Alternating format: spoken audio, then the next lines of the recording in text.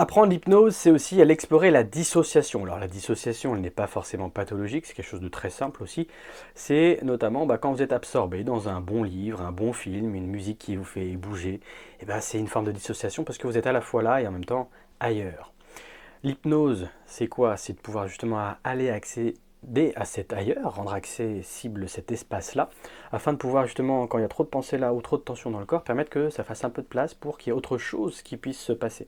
On pourrait voir ça un petit peu comme si les autoroutes neuronales, les autoroutes nerveuses, elles sont d'habitude trop alimentées par des tensions, des pensées inutiles qui viennent parasiter finalement le trafic, les autoroutes dans lesquelles l'information est normalement disponible pour pouvoir aller au bon endroit justement dans le corps. Et donc faire de la place comme ça, c'est aussi permettre à l'autorégulation du corps et de pouvoir se faire et aussi de laisser d'autres messages importants pouvoir passer.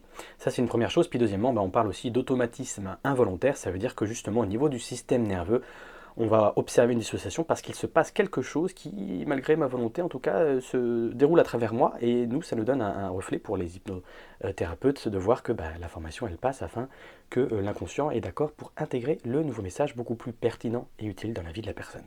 Voilà, ça vous dirait de savoir faire ça? Racontez-moi ce que vous en pensez et moi je vous dis à très vite. Ciao, ciao.